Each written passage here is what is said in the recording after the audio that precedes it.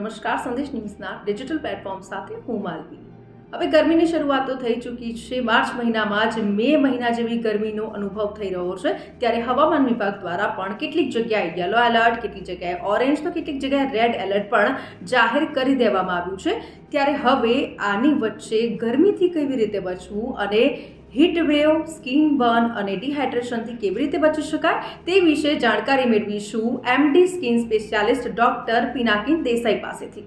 અમદાવાદમાં આપેલા red alert એટલે કે અબોવ 40 ડિગ્રી અને સડન ઇન્ક્રીઝ ઇન ટેમ્પરેચર જે 3 થી 4 દિવસ રહેતું હોય છે, એના લીધે આ રેડ એલર્ટમાં જે સનની અંદર ઇન્ફ્રારેડ્સ અને અલ્ટ્રાવાયોલેટ રેસ છે એની ઇન્ટેન્સિટી એટલી હાઈ હોય છે અને આપણે જે મનુષ્ય છે એના માટે રેડી હોતા નથી. એટલે જે સડન હીટને લીધે શરીરના દરેક ઓર્ગન ઉપર ઇફેક્ટ થાય છે.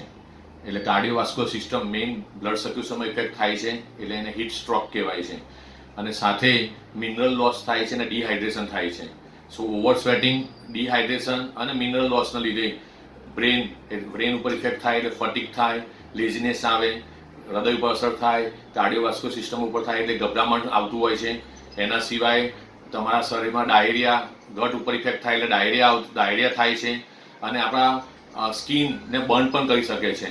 એટલે દરેક વ્યક્તિને એવી રજૂઆત છે કે તડકામાં કામ કરે તો થોડું બ્રેક લઈને કામ કરે, વચ્ચે છાયામાં જાય, શેડોમાં, સાથે ફૂલ સ્લીવ કપડાં પહેરે, પોતાના બોડીને હાઇડ્રેટ કરતા રહે, ફ્રૂટ જ્યુસ લે, એના સાથે પાણી 3 થી 4 લીટર પાણી પીવું જોઈએ, થોડું મીઠું નાખીને લીંબુ શરબત લેવું જોઈએ, છાશનો ઉપયોગ વધારે કરવાનો, ફ્રૂટ્સ વધારે લેવાના છે, પોતાના શરીરને લાઇટ કપડાથી ઢાંકીને રાખવાના છે અને ટુકડામાં કામ કરવાનું છે.